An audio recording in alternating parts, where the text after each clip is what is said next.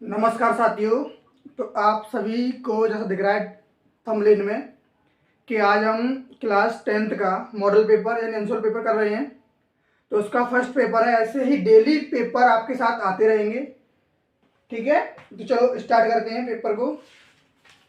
देखो, सबसे पहले फर्स्ट क्वेश्चन है कि किन्हीं दो धनात्मक पूर्णांकों ए और बी के लिए, यानी हमारे पास दो धन पूर्णांक संख्या है, उस कौन कौन सी हो, ए और बी।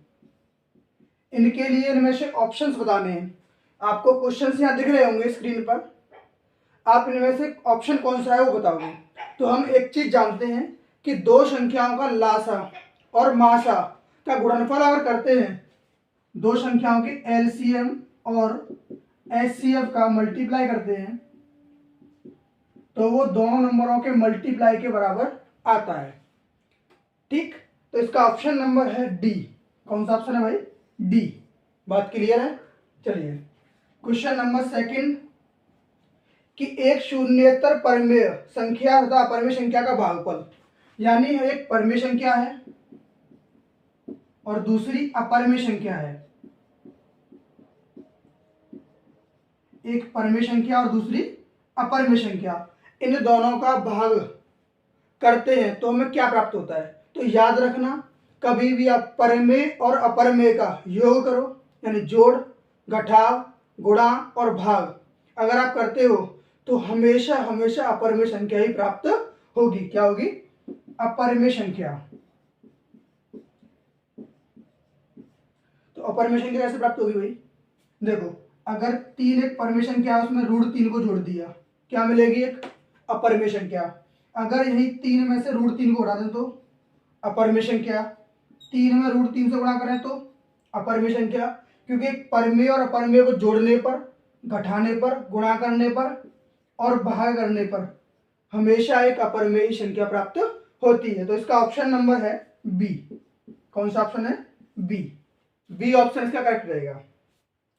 क्वेश्चन नंबर थर्ड है कि यदि m का मान 5 है, m का मान कितना है? 5 है, और n का मान है 5 + 7, तो बताओ रूट में m² + n² की वैल्यू क्या रहेगी।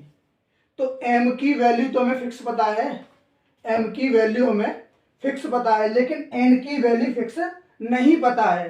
तो पहले हम n की वैल्यू फिक्स निकालेंगे। फिक्स कैसे निकालोगे कि m की वैल्यू हमें पता है कितनी?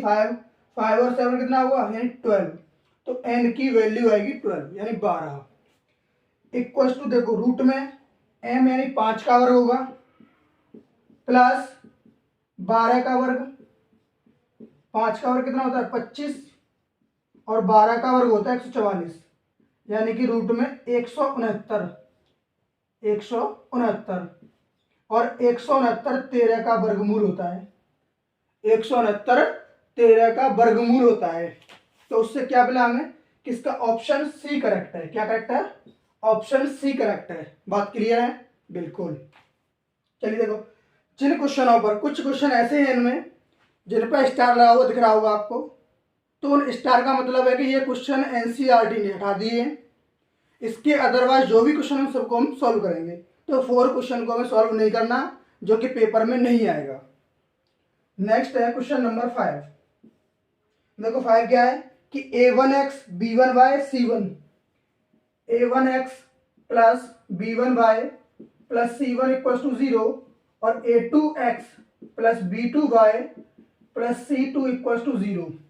तो बताना है ये किसकी कंडीशन होगी। a1/a2 = b1/b2 = c1/c2। बताइए ये किसकी कंडीशन रहती है। यानी इसको हम क्या बोलते हैं? जब दो समीकरण में दे रखे हैं, दो रेखा के समीकरण दे रखे हैं और उनमें उनके x गुणांकों का अनुपात, y गुणांकों का अनुपात और अचर गुणांकों का अनुपात बराबर होता है, तो उनको बोलते हैं हम समपाती रेखाएं। क्या बोलते हैं? समपाती रेखाएं। अगर ये समपाती रेखा है, नेक्स्ट क्या रहेगा कि अगर हम, देखो इसका ऑप्शन तो ये रहेगा कि समपाती रेखा होंगी, और ऑप्शन कौन सा है इसका? ऑप्शन है बी।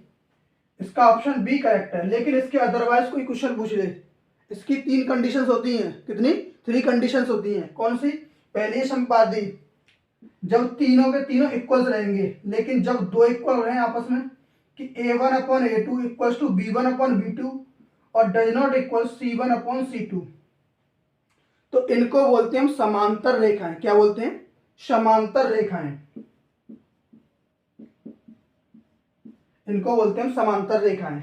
नेक्स्ट, अगर रेशियो किसी का भी इक्वल हो, A1/A2 does not equal B1/B2, ऐसा देखे कि स्टार्टिंग में ही इन दोनों का रेशियो बराबर ही न हो, तो इनको बोलते हैं हम प्रतिच्छेदी रेखाएं। क्या बोलते हैं भाई? प्रतिच्छेदी रेखाएं। बात क्लियर है? तो आप इसको नोट करें जल्दी से।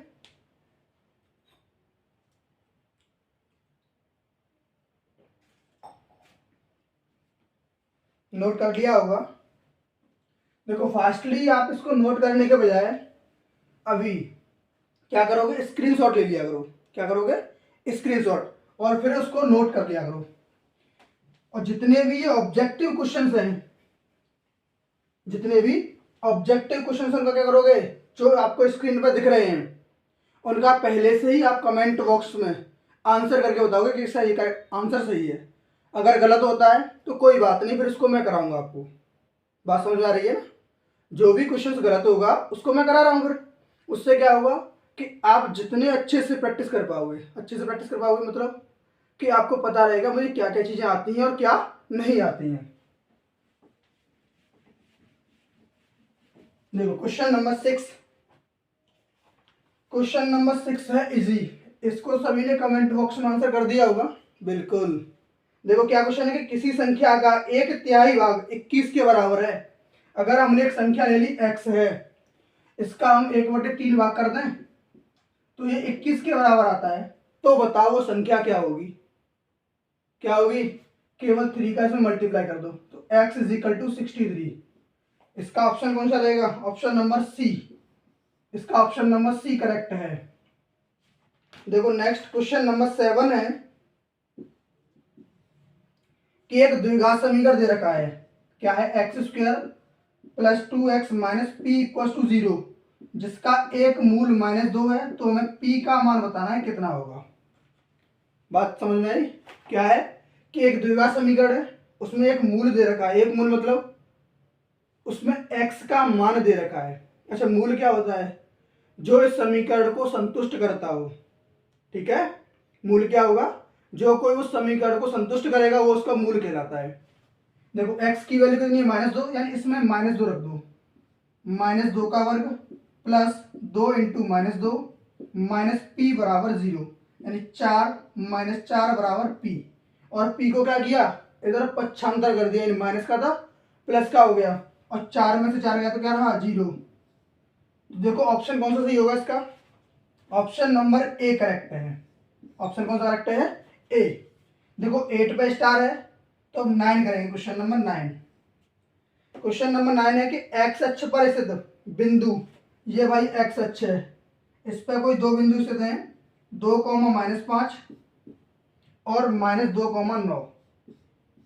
अब कहा है कि इसके इन दोनों के बीच में, यानी समदूरस्थ का मतलब इनके बीच में कोई एक ऐसा बिंदु है जिससे दोनों तरफ दूरी मापें, तो वो दोनों दूरियां इक्वल होनी चाहिए, दोनों दूरियां बराबर होनी चाहिए।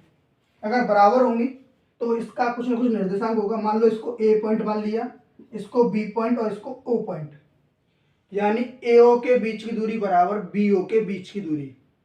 समदूरस्थ का मतलब क्या? इन दोनों के बीच की दूरियां समान रहेंगी। अच्छा, इसके निर्देशांक क्या मानोगे भाई? x, y मानते हैं।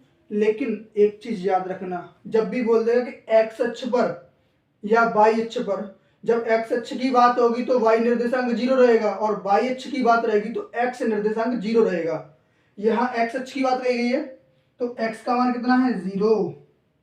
सॉरी, x का मान तो x ही रहेगा, y का मान 0 रहेगा। अब इन दोनों को सॉल्व करते हैं, यानी OA का वर्ग इक्वल्स टू OB का वर्ग। OA का वर्ग x1 - x2 का वर्ग।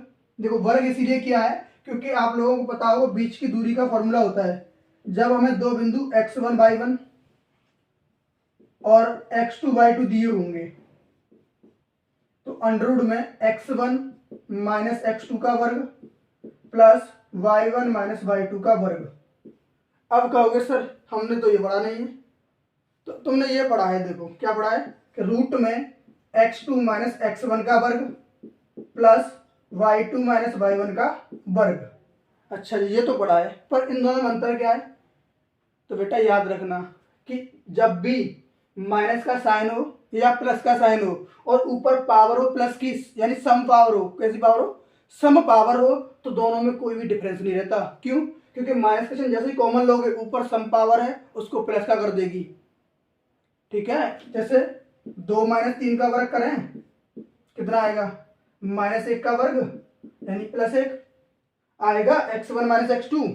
अगर 3 माइनस 2 का वर्ग करते हैं तो +1 का वर्ग, तब भी तो एक ही आया, कोई डिफरेंस आया? नहीं आया।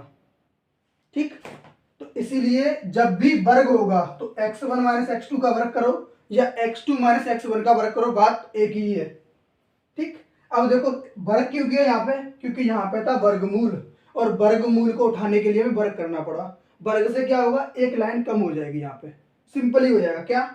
देखो x2 माइनस x1 यानी 2 माइनस x का वर्ग प्लस -5 माइनस 0 का वर्ग बराबर, अब OB के बीच की दूरी x प्लस 2 का वर्ग प्लस 0 माइनस 9 का वर्ग। अब देखो इसका whole square, a minus b का होल स्क्वायर बोलेंगे तो a square plus b square minus 2ab plus 5 का वर्ग 25 बराबर, ऐसे इधर बोलोगे a square plus b square plus के 2ab और प्लस 9 का वर्ग हो जाएगा 81। अब देखो कैंसिल आउट क्या हो रहा है? एक्स स्क्वायर इधर ही प्लस का, इधर ही प्लस का, कट जाएंगे। 4 इधर भी प्लस का, ये भी कट गया, तो बचा क्या भाई? यहाँ 4x है, यहाँ भी 4x है, लेकिन दोनों के साइन कैसे हैं? उल्टे, अपोजिट। तो इनको क्या करेंगे? इसको इधर ले आएंगे, कितना हो जाएगा? 4x प्लस का था, इधर भी आके 4x प्लस का हो जाएगा, इक्वल्स टू इधर क्या था? 25 प्लस का। अब 81 को जब इधर लेके आओगे तो माइनस का हो जाएगा, -81। तो 25 माइनस 81। अब कहोगे भाई इसको कैसे सॉल्व करें? 25 में से 81 तो माइनस नहीं हो सकते। तुम याद रखना, आप जब भी माइनस करना हो तो हमेशा बड़े में से छोटे को माइनस करते हैं। अगर तुम कहोगे नहीं ऐसे कैसे कर देंगे, क्योंकि 81 तो माइनस का है पहले से, तो क्या हुआ? बचेंगे तब भी माइनस के ही ना। क्या हुआ कि माइनस चिन्ह को अगर हम कॉमन ले लें, माइनस चिन्ह को अगर हम कॉमन ले लें तो माइनस को बाहर लिख देंगे, 25 माइनस का होगा, प्लस का 81 हो जाएगा। अब 81 में से 25 को उठा दो भाई, जो बड़ा होगा उसी में से छोटे बढ़ा देंगे, जिसका साइन जैसा है वैसा ही लगा देंगे। माइनस का साइन लगाएंगे, अब 11 में से 6 गए तो 5, 11 में से 5 जाएंगे 6 बचेगा, और यहाँ बचे 7, 7 में से 2 गए तो 5। अब 8 7 56 -7, यानी x की वैल्यू क्या आएगी? -7। लेकिन हमें क्या पूछा गया था कि जिस बिंदु से वो समदूरस्थ हैं उसके निर्देशांक बताओ। हाँ जी, उसके निर्देशांक बताओ। तो निर्देशांक क्या थे? x, 0 था, तो x की वैल्यू क्या आई? -7, 0। x की वैल्यू आई -7 और 0, y निर्देशांक क्या था? 0, तो उसको एज इट इज रहने दिया। तो इसका ऑप्शन कौन सा करेक्ट होगा? इसका ऑप्शन करेक्ट है B. B option is the correct. ठीक, इसको नोट करो भाई।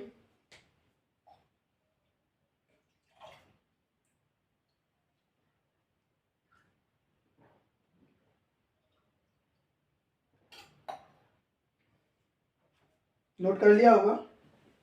चलो इसको रफ करते हैं।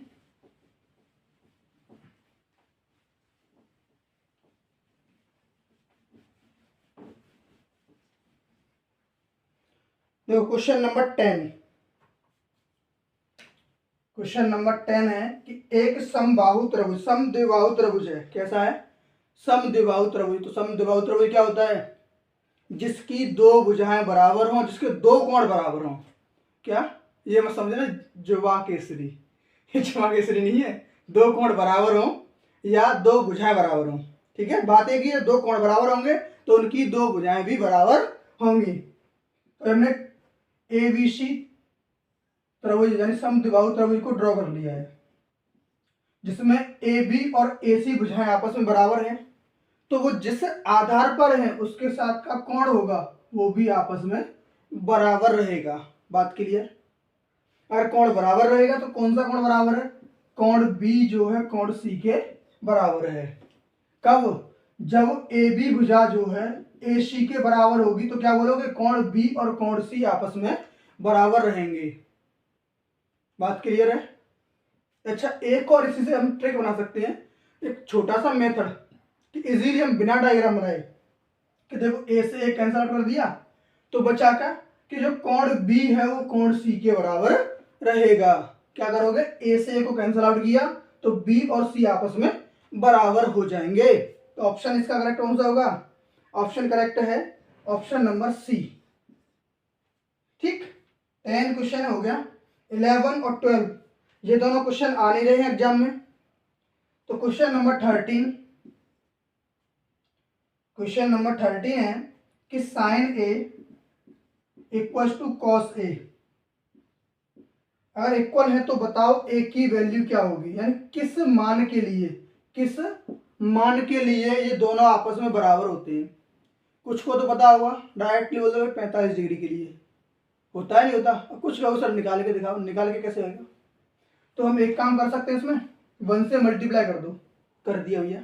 अब इसका इसमें मल्टीप्लाई यानी गुणा हो रहा है तो इधर लाएंगे तो उसका भाग हो जाएगा, होगा भाग। तो लिख दो sine A upon cos A equal to 1। Sine A cos A क्या होता है? टेन ए इक्वल टू 1 और टेन की टेबल में जो 1 होता है वो 45 डिग्री यानी 45 डिग्री का मान होता है। तो टेन ए बराबर टेन 45। अब 10 से 10 कैंसिल आउट होगा यानी कंपैरिजन तुलना करने पर ए बराबर कितना आएगा? 45 डिग्री। ठीक है ना? इसका ऑप्शन कौन सा करेक्ट होगा? ऑप्शन है सी। ऑप्शन सी इसका करेक्ट होगा। अब देखो 14 क्वेश्चन। अब इसमें क्या है कि ए की वैल्यू आपको गिवन है, ए इज इक्वल टू 30 डिग्री। तो हमें फाइंड आउट करना है 1 प्लस टेन स्क्वायर ए अपॉन 1 प्लस कॉट स्क्वायर ए। देखो भाई, इसको कुछ लोग तो ऐसे कर देंगे डायरेक्टली वैल्यू रख रहे होंगे। हाँ, निकल तो आएगा रख के वैल्यू ऐसे, लेकिन इजी भी आप कर सकते हो क्योंकि ऐसे रखोगे तो लेंदी होगा बहुत ज्यादा क्वेश्चन। अब एक छोटा सा लॉजिक समझ लो क्या है कि हम जानते हैं टेन और कॉट एक दूसरे के रेसिप्रोकल होते हैं। रेसिप्रोकल मतलब उल्टे होते हैं। टेन ए बराबर होता है 1/कॉट ए और कॉट ए बराबर होता है 1/टेन ए। होता है नहीं होता? बिल्कुल। तो देखो जहां कॉट है ना उसको 1/10 के पदों में हम उसको ब्रेक कर देंगे। क्या कहेंगे? तोड़ देंगे। कॉट ए की जगह पर 1/10 ए रख देंगे। रख दो।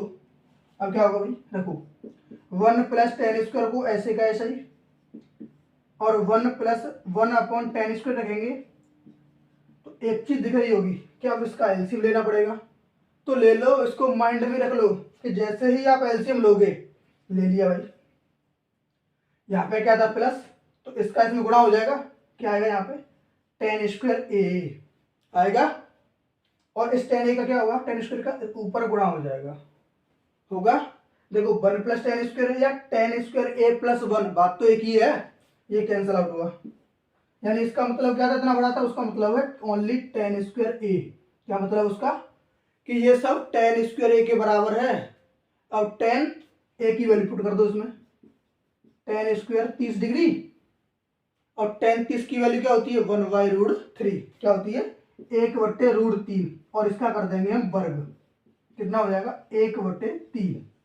यही इसका आंसर होगा।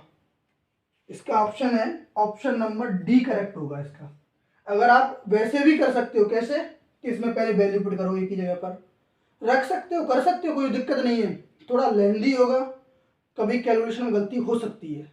जो कमजोर बच्चे हैं ना उनके लिए दिक्कत होगी, सही है पढ़ने में उनके लिए कोई भी दिक्कत नहीं होगी।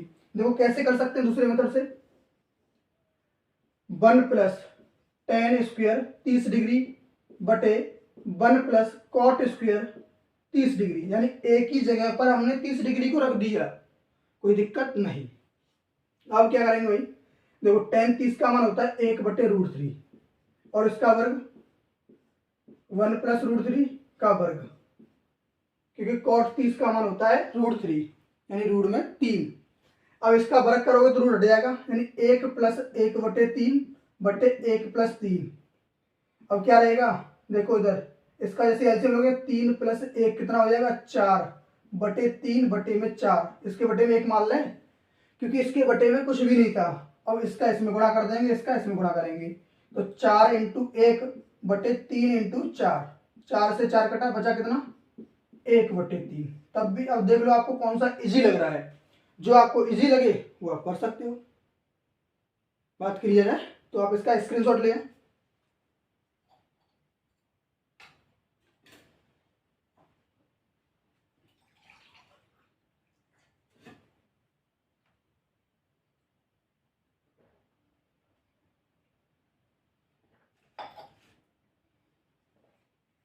ले लिया होगा, चलिए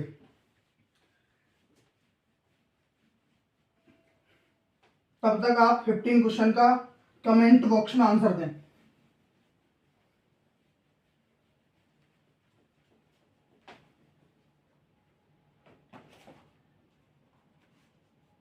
देखो 15 क्वेश्चन क्या है, ये अच्छा क्वेश्चन है। इस ऐसे क्वेश्चनों के एग्जाम में आने के चांसेस ज्यादा रहते हैं। ठीक है, बोला क्या गया क्वेश्चन में कि यदि एक गोले की त्रिज्या को दोगुना कर दिया जाए, मान लो भाई ये गोला है जिसकी त्रिज्या कितनी है प्रेजेंट में r है, अगर ये r है तो क्या पूछा उसका पृष्ठ क्षेत्रफल कितना होगा। हमने पृष्ठ क्षेत्रफल को मान लिया a और वो होता है 4πr²। कब, जब गोले की त्रिज्या कितनी थी r थी, तब उसका पृष्ठ क्षेत्रफल 4πr² था। लेकिन क्वेश्चन क्या कह रहा है, नहीं। अब ऐसा करो, इस गोले की त्रिज्या को डबल कर दो भैया। नए गोले की त्रिज्या मान ली हमने r', पहले की अपेक्षा कितनी हो गई, 2 गुनी हो गई। तो अब पूछा क्या है, अब बताओ भाई कि क्षेत्रफल में कितने प्रतिशत की वृद्धि हो रही है। चलो तो हम निकालेंगे कि नया पृष्ठीय क्षेत्रफल कितना आएगा। क्या होता है 4πr², लेकिन r की जगह पे क्या था r' का स्क्वायर। अब r' की वैल्यू रखते हैं 4πr' की वैल्यू 2r का वर्ग करेंगे तो इंटू में 4r²। तो 4πr² तो पहले से था, इंटू में 4 और कर दिया, तो नया क्षेत्रफल कितना आया a', कितना आया 4πr² इंटू 4, इतना ही तो आया। बिल्कुल। चलिए अब वृद्धि पूछी है तो पहले वृद्धि निकालो कितनी है, तो वृद्धि निकालते भाई, कितनी वृद्धि कितनी है a' में से, और a को हम माइनस कर देंगे 4πr² इंटू 4 माइनस 4πr²। अच्छा इसमें से 4πr² को अगर कॉमन ले लें तो बचेगा कितना 4 माइनस 1, यानी कि 4πr² माइन इंटू में 3, कितना बचेगा 3, 4 माइनस 1 कितना हुआ 3। चलो यहां तक कोई दिक्कत नहीं, ये तो आ गई वृद्धि। लेकिन पूछा क्या है कि कितने प्रतिशत की वृद्धि होगी, प्रतिशत वृद्धि। तो पहले वृद्धि लिखाओ कितनी है, बटे प्रारंभिक मान कितना था, प्रारंभिक क्षेत्रफल, यहाँ पर क्षेत्रफल में वृद्धि इंटू में 100, तो वो आएगा प्रतिशत में। बात क्लियर है। चलिए वृद्धि कितनी थी 4πr² इंटू 3 अपॉन प्रारंभ में क्षेत्रफल कितना था 4πr² और इंटू में है 100%, तो 4πr² से 4πr² कटेगा 3 इंटू 100, यानी 300% की वृद्धि होगी। कितने की होगी भाई 300% की वृद्धि होगी। क्वेश्चन नंबर 16, देखो 16 की बात करो तो 16 पे लगा हुआ है, वो नहीं आएगा एग्जाम में, लेकिन 17 क्वेश्चन को करते हैं। 17 क्वेश्चन क्या है कि हमें माध्य निकालना है, वो आपको आसानी से आता है। क्या, पहले तो सी आई गिवन है इसमें 0 से 2, 2 से 4, 4 से 6, 6 से 8 और 8 से 10। अब एफ इसकी बारंबारता दी हुई है 3, 1, 5, 4 और 7। अब पूछा गया इसका माध्य कितना होगा, माध्य बताओ। तो पहले निकालते हैं हम एक्स कैसे निकालेंगे भाई कि जो सी आई यानी वर्ग अंतराल क्लास इंटरवल जो दिया हुआ है उन दोनों को प्लस कर दो, जिसको बोलते हैं निम्न सीमा, इसको बोलते हैं उच्च सीमा, दोनों को जोड़ दो, यानी लोअर लिमिट और अपर लिमिट, दोनों को जोड़ा और उसमें 2 से भाग लगा दिया। 0 और 2 होता है 2, 2 में 2 से भाग लगाएंगे तो 1 आएगा। कितना आएगा? 1। लो भाई 1। अब क्या करोगे? ऐसे ही करते जाओगे, इन दोनों को जोड़ो, 2 से भाग लगाओ, दोनों को जोड़ो, 2 से भाग लगाओ। तो भाई टाइम एक्स्ट्रा है क्या तुम्हारे पास? नहीं। तो टाइम की बचत करो। कैसे? कि इन दोनों में डिफरेंस देखो कितना है, 2 2 का डिफरेंस है एक में, तो यहाँ भी भाई 2 का डिफरेंस करते जाओ। 3 5 7 9। बात क्लियर है? अब देखना, 10 और 8 18, 18 के आधे 9, 6 और 8 14, 14 के आधे 7, सभी आएंगे सेम। चलो अब निकालते हैं एफ एक्स। अब क्या निकालेंगे? F x. एफ एक्स कैसे निकालेंगे? कि इन दोनों गुणा कर दो, 3 का 1 में गुणा 3, 1 का 3 में गुणा 3, 5 का 5 गुणा 25, 4 का 7 से गुणा 28 और 7 का 9 से गुणा 63। अब 2 चीजों का जोड़ निकालना है। क्या? एक तो चाहिए हमें सिग्मा एफ। क्या चाहिए? Sigma F. सिग्मा एफ क्या होगा? तो सिग्मा होता है एफ में जो भी नंबर दे रखे उनका जोड़ निकाल लो। चलो भाई निकालते हैं। 3 और 1 4 और 5 9 और 4 13 और 7 20, ये हो गया 20। अब दूसरा, जो एफ और एक्स का गुणा किया था उनका भी जोड़ निकाल लो। तो 3 और 3 6 और 5 11, 11 और 19, 19 और 3 22, 2 हासिल। तो 2 और 2 4 और 6 10 और 2 12, यानी कि 122। चाहिए क्या? माध्य। चाहिए क्या हमें? माध्य। और माध्य बराबर क्या होता है? सिग्मा एफ एक्स बटे सिग्मा एफ, यानी कि 122 बटे 20। जब इसमें भाग लगाओगे तो 6.1 बार जाएगा। कैसे? कि भाई 0 से पहले इस पॉइंट को यहाँ ला देना, 2 से घटाए 6 बार, पॉइंट लगा दिया, 2 एकम 2। तो इसका ऑप्शन कौन सा करेक्ट होगा? ऑप्शन है भाई इसका 17 का करेक्ट। कौन सा है? 6.1, यानी ऑप्शन नंबर डी एकदम करेक्ट है। और देखो 15 क्वेश्चन का ऑप्शन क्या था? ऑप्शन सी करेक्ट था। बात क्लियर होगी? अब देखो 19 क्वेश्चन। 19 में पूछा है बहुलक वर्ग क्या होगा? नहीं सॉरी 18 में रह गया। पहले क्या है? 18। तो पहले 18 क्वेश्चन को देखते हैं कि किसी बंटन का माध्य, हमें क्या गिवन है? माध्य। माध्य दे रखा है 24.1 और बहुलक दे रखा है 28। बहुलक कितना है? 28। अब पूछा है भाई बताओ माध्यक कितना होगा इसका? क्या? माध्यक कितना होगा? माध्यक। अच्छा माध्यक क्या होता है? अब देखो तीनों चीज आ गई, माध्य माध्यक बहुलक, यानी माध्य माध्यिका और बहुलक तीनों। माध्यक को कई बुकों में माध्यिका के नाम से भी जाना जाता है। तो इन तीनों में संबंध क्या होता है? ये होता है 3 इंटू माध्यक, 3 इंटू माध्यक बराबर बहुलक प्लस 2 इंटू माध्य। अच्छा 3 इंटू माध्यक तुम्हें पता नहीं है, बराबर बहुलक है 28 प्लस 2 इंटू 24.1।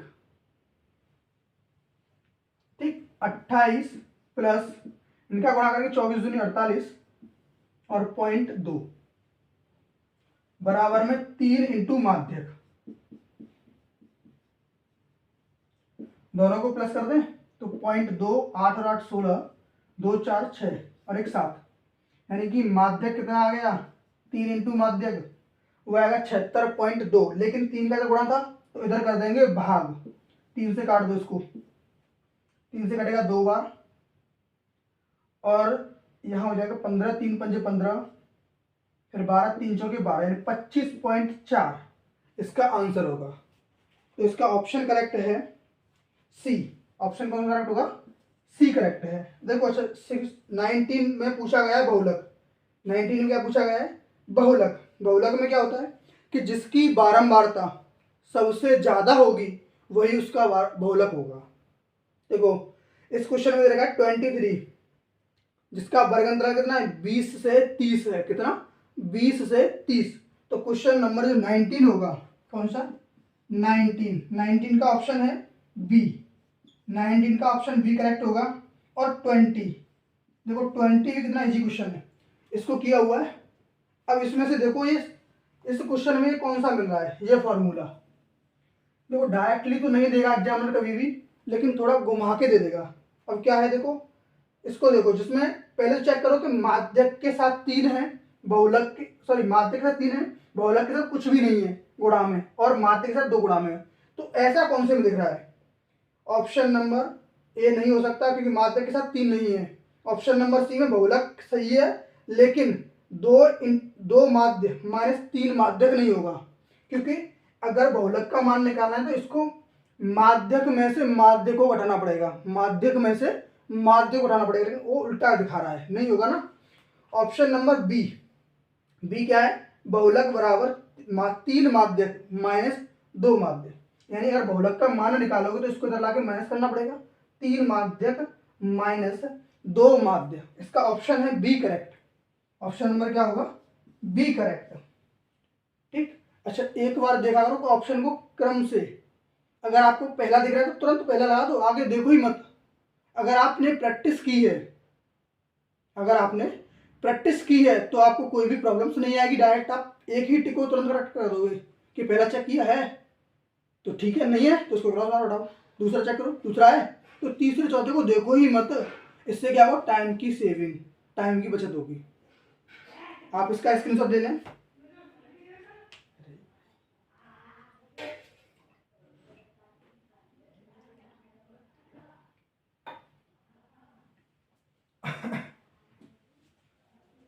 लो भाई, इसको नोट कर लिया होगा आपने।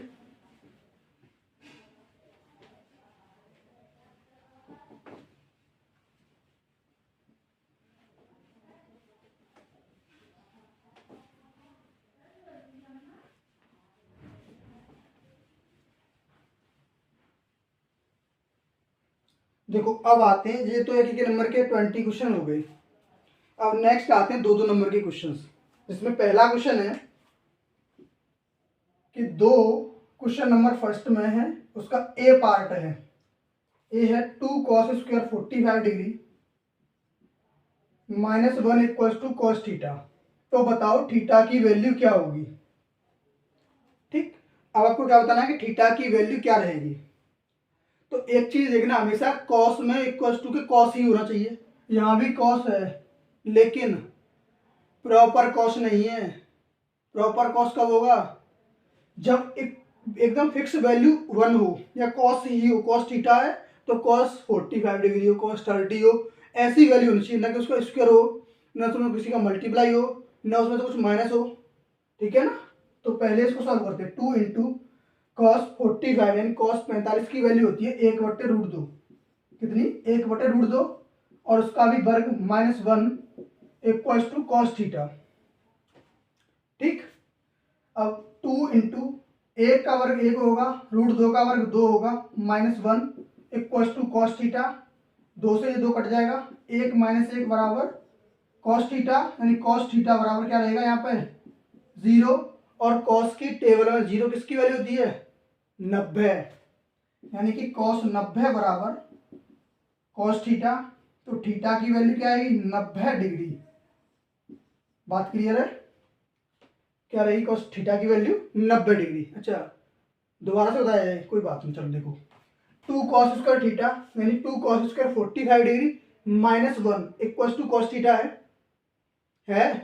तो ठीक।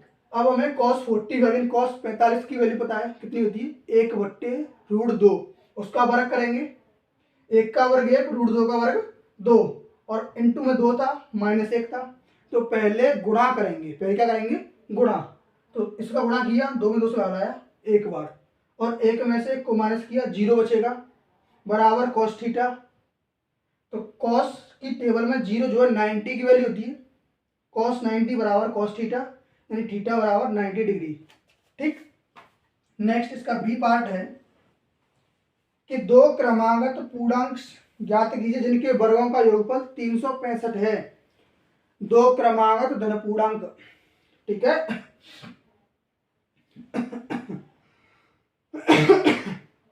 देखो भाई, 2 क्रमागत, अच्छा क्रमागत संख्याओं को आप मानोगे कैसे?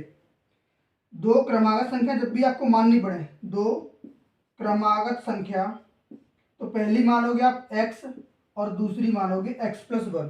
ये क्रमागत धन पूर्णांक संख्याएं हैं। कैसी हैं? क्रमागत धन पूर्णांक संख्याएं। ठीक। अच्छा, अगर पूछ लिया 2 क्रमागत समधन पूर्णांक संख्या, क्रमागत समधन पूर्णांक संख्या।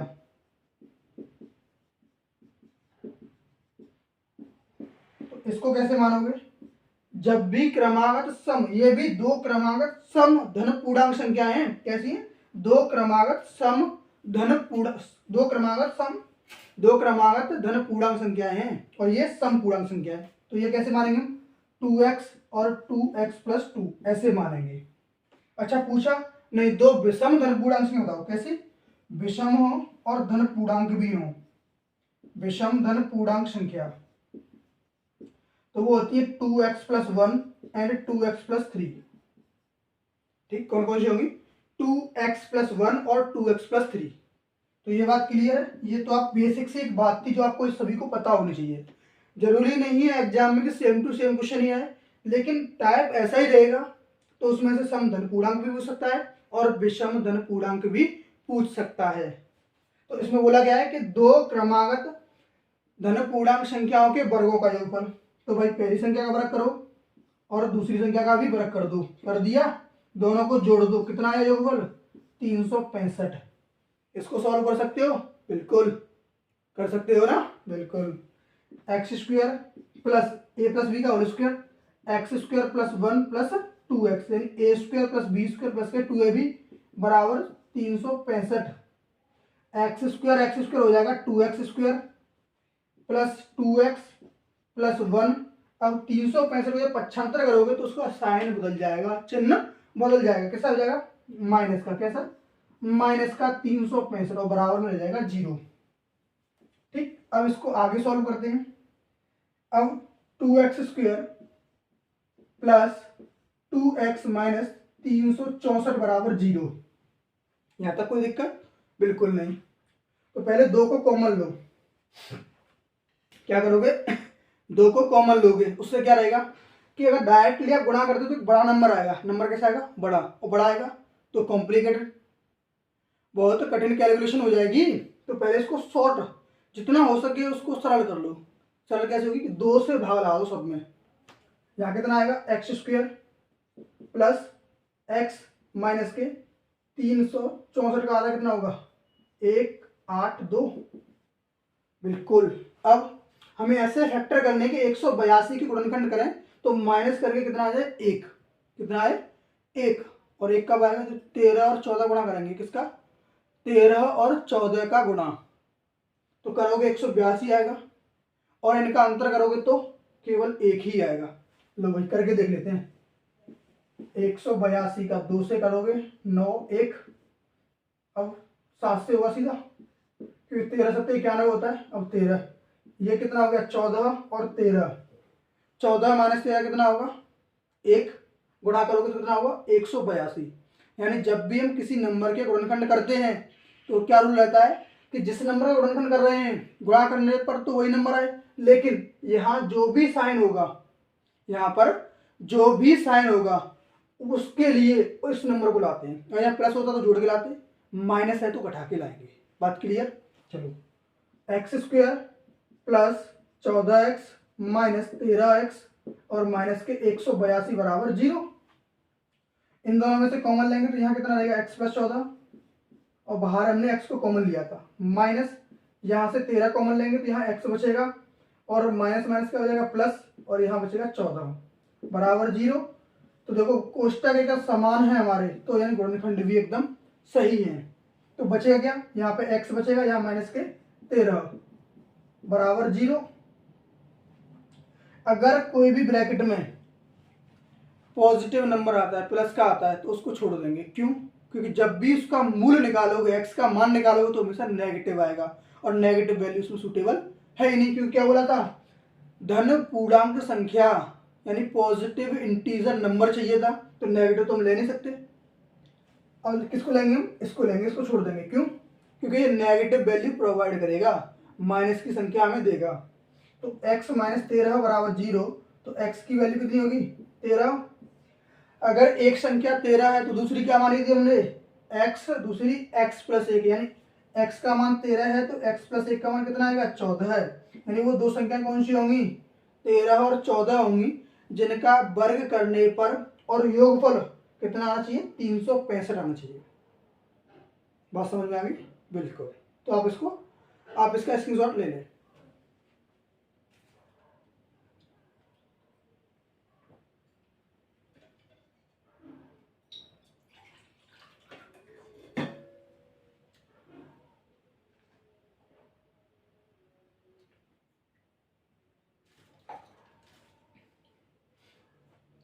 ले लिया स्क्रीनशॉट?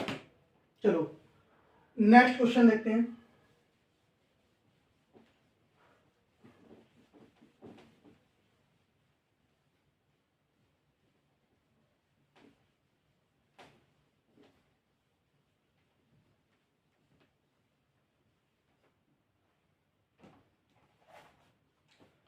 क्वेश्चन है इसका सी पार्ट है कि x, y बिंदु 3,6 और -3,4। एक तो बिंदु है 3,6, दूसरा -3,4 है। इन दोनों के बीच में एक बिंदु है x, y।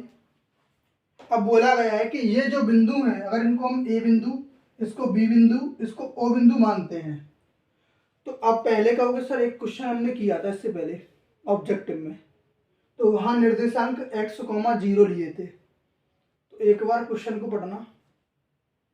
क्वेश्चन में क्या है, वहां बोला गया था x निर्देशांक, x अक्ष के निर्देशांक ज्ञात कीजिए। और यहाँ क्या पूछा गया है कि ये बिंदु हमें पहले दिए गए हैं, न कि x निर्देशांक या y निर्देशांक की बात बिल्कुल नहीं की गई है। बात क्लियर है? चलो अब देखो, हम जानते हैं कि अगर समदूरस्थ हैं तो बताना है कि x और y में संबंध क्या होगा। तो देखो, इन दोनों के बीच की दूरी बराबर इन दोनों के बीच की दूरी, OA के बीच की दूरी बराबर OB के बीच की दूरी। तो OA के बीच की दूरी क्या होगी, 3 - x का वर्ग, यानी x1 - x2 का वर्ग, y1 - y2 का वर्ग प्लस 6 - y का वर्ग बराबर, रूट क्यों नहीं लगाया, क्योंकि वर्ग किया हुआ है, वर्ग से वर्गमूल हट जाएगा। दूसरा OB क्या लोगे, इसको x1 y1 x2 y2, यानी x + 3 का वर्ग प्लस y - 4 का वर्ग। यहां तक कोई दिक्कत बिल्कुल नहीं होनी चाहिए। तो देखो a + b और a - b, इनके फॉर्मूले तुम लोगों को पता है, बिल्कुल पता है, तो लगा दो। a - b का whole square, a² + b² - 2ab plus a² + b² - 2ab। देखो अब a + b का whole square, a² + b² + k 2ab plus a² + b² - k 2ab। यहां तक किसी को कोई भी दिक्कत नहीं होनी चाहिए, क्योंकि यहाँ किया क्या है, a - b का फॉर्मूला, a - b का होल स्क्वायर, यानी a - b का होल स्क्वायर, a - b का होल स्क्वायर, a + b का होल स्क्वायर और a - b का होल स्क्वायर खोला है केवल। ठीक, अब देखो x² से x² कटा, y² से y² कट जाएगा, और क्या है 9 से 9 कटा, और तो कुछ नहीं कट रहा, नहीं कट रहा ना। तो इन सबको एक तरफ कर लो, जहां पर भी एक सही इक्वेशन बना के देते हैं हमें। तो क्या करोगे, यहाँ 6x+ का है तो इधर ले आओ सबको, 6 और 6 कितने हो जाएंगे, 12x। अब यहाँ कितना, -12 और -8। जब इसको इधर लाएंगे तो प्लस का हो जाएगा 12, +12 -8, यानी +4 बचेगा, 4y। और इधर 36 को लाएंगे तो -36 हो जाएगा, किसका, -36, और +16 यानी -20 बराबर 0। तो अब क्या करना है, आंसर तो हो गया, लेकिन इसको अगर शॉर्टेस्ट फॉर्म हो, इसका सबसे सिंपल रूप इसका दिख जाए तो कर सकते हो। सिंपल रूप मतलब एक छोटे नंबरों के रूप में उसको लिखना। देखो क्या 4 से भाग इसमें लग रहा है, 4 से भाग लगा दो, कितना आएगा, 3x + y - 5 बराबर 0। यही आपका आंसर होगा। ठीक, चलिए नेक्स्ट क्वेश्चन डी। एक लंबवृत्तीय शंकु के आधार की त्रिज्या, एक लंबवृत्तीय शंकु है, देखो इस तरीके से। अब शंकु है तो उसके बारे में थोड़ा सा जान लो बेसिकली। इसको बोलते हैं हम तिर्यक ऊंचाई, जो तिरछी ऊंचाई होती है, तिर्यक ऊंचाई। जिसको हम शॉर्ट में एल से डिनोट करते हैं। और जो बीच में सीधा स्टैंड दिख रहा है इसको बोलते हैं ऊंचाई। क्या बोलते हैं? ऊंचाई। इसको एच से व्यक्त करते हैं। और इसको बोलते हैं हम त्रिज्या। क्या बोलते हैं? त्रिज्या, जिसको हम आर से व्यक्त करते हैं। चलो भाई, अब अगर तुम्हें कुछ इसमें नया दिख रहा हो तो कमेंट करके बताओ, क्या नया दिख रहा है या क्या पुराना दिख रहा है? पुराना क्या दिख रहा है? इधर देखना, ये देखो इस लाइन को, ये दिख रहा है कुछ? समकोण त्रिभुज है, ये कर्ण, लंब, आधार। तो उसका इसका फॉर्मूला जो है पाइथागोरस थ्योरम के अकॉर्डिंग लिया गया है। क्या? कर्ण का स्क्वायर। कर्ण क्या है? एल। तिर्यक ऊंचाई, लंब क्या है? बराबर एच का वर्ग, प्लस आधार क्या है? त्रिज्या आर का वर्ग। अच्छा, अब दिया क्या था हमें? इसमें दिया गया त्रिज्या दे रखी है, आर का मान था 3.5 सेंटीमीटर और एच का मान था 12 सेंटीमीटर। तो बताओ भाई एल का मान कितना होगा? किसका? एल, यानी तिर्यक ऊंचाई का मान पूछा गया है। देखो, एल स्क्वायर बराबर एच की वैल्यू कितनी थी? 12 का वर्ग प्लस 3.5 का वर्ग। 12 का वर्ग होता है 144 प्लस 3.5 का वर्ग होता है 1225, यानी 12.25। अब कहोगे इतना इजीली? तो मैंने कुछ, एक यूट्यूब चैनल है मेरा दूसरा, इसका नाम है SB सर, इसको आप सर्च कर लेना। इसमें कुछ ट्रिकी वीडियोस डले हुए हैं जिनसे आप ऐसे स्क्वायर्स को चुटकियों में निकाल सकते हो, मात्र 2 सेकंड में। लेकिन आप कहोगे पहले ही दिन में 2 सेकंड में निकाल लूं? नहीं निकाल सकते। पहले दिन निकाल सकते हो, लेकिन थोड़े से समय उसकी प्रैक्टिस करनी पड़ेगी और उस तरीके को ध्यान से देखना होगा, बस। उसके बाद तो इजी है। अब दोनों को प्लस करते हैं तो ये हो जाएगा 156.25 इक्वल टू एल स्क्वायर। अब अच्छा, इधर वर्ग है तो इधर वर्गमूल लगाना पड़ेगा, और वर्गमूल लगाना पड़ेगा तो थोड़ा कॉम्प्लिकेटेड बन रहा है। क्या? कि एल बराबर रूट में 156.25 है। तो भाई इसका सिंपल ही होता है कि 125 यानी 15,625 का वर्गमूल होता है। क्या? 125। लेकिन वर्गमूल में 2 का जोड़ा बनता है, तो 2 अंक पहले दशमलव था ना, तो रूट से बाहर निकला यानी 1 अंक पहले दशमलव लग जाएगा। यही होगी तिर्यक ऊंचाई। ठीक, तो आप इसका स्क्रीनशॉट ले लें। ले लिया? बिल्कुल।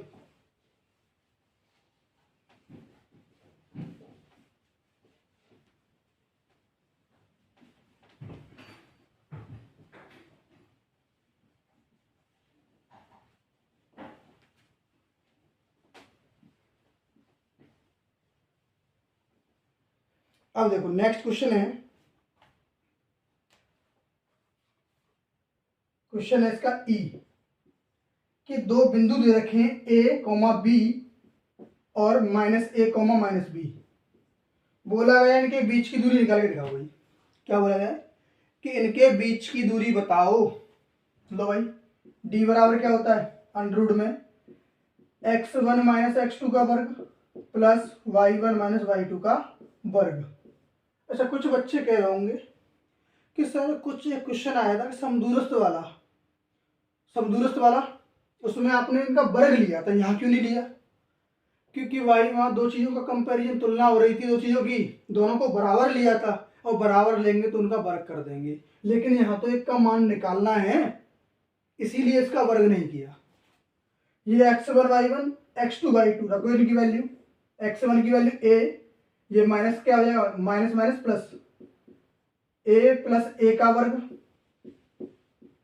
प्लस b प्लस b का वर्ग। कैसे? a का मान x1, x2 का मान माइनस ए और माइनस प्लस का हो जाएगा। ऐसे b माइनस माइनस प्लस का b, यानी रूट में 2a का वर्ग प्लस 2b का वर्ग। जैसे ही वर्ग खोलोगे तो 4a square plus 4b square. अब 4 को बाहर निकालेंगे, रूट से बाहर निकालेंगे तो क्या होगा? 2 हो जाएगा, क्योंकि 4 का वर्गमूल क्या होता है? 2। तो अंदर क्या बचेगा, ए स्क्वायर प्लस बी स्क्वायर। यही होगी आपके बीच की दूरी। ठीक, नेक्स्ट क्वेश्चन एफ। देखो हमें क्लास इंटरवल गिवन है 0 से 10, 10 से 20, 20 से 30, 30 से 40 एंड 40 से 50। और इसके बाद इसकी बारंबारता दे रखी है 3, 10, 11, 9, 7। अगर आपको माध्य निकालना है तो आपको x पता होना चाहिए। x कैसे निकालते थे, इन दोनों को जोड़ो, 2 का भाग लगाओ, कितना, 0 और 10 5, 0 10 और 10, 10 का आधा 5। अब देख लो इनमें अंतर कितने का, 10 10 10, पढ़ाते जाओ 10 10 हो गया। अब f और x का गुणा कर दो, 3 पंजे 15, 15 दाम की 150, 11 और 25 का गुणा करेंगे तो 5 7 2, और 35 का नॉन करोगे तो 5 और 3 1 3, और 7 से गुणा करोगे तो 35 28 3 31, 7 पंजे 35, 7 चौक 28 31। ठीक है, ठीक। अब सिग्मा एफ और सिग्मा एफ एक्स इनको जोड़ते हैं, 3 और 10 हो गया 13, 13 और 11 24, 24 और 9 33, और 7 40। इसका सम क्या आएगा, 40। अब इनको जोड़ो, 5 10 15 20, हासिल कितनी होगी, 2, 1 और 5 6, और 7 13, 14 15, और 2 17, 3 और 3 6, और 2 8 9, और 1 10। अब माध्य क्या होता है, एक्स बार बराबर सिग्मा एफ एक्स बटे sigma F. Sigma F x कितना, 1070 बटे 40, 0 से 0 कैंसिल आउट, 4 दूनी 8, 2 27, 4 6 24, बचा कितना 3 30, 4 7 28, 2 बचेगा, 4 पंजे 20। यही इसका आंसर होगा। ठीक, ऐसे हम इनको माध्य, ये प्रत्येक क्वेश्चन 2-2 नंबर का था और सभी क्वेश्चनों को हल करना अनिवार्य था। ठीक है, अब देखेंगे 4 नंबर के क्वेश्चन। आप इसका स्क्रीनशॉट लें।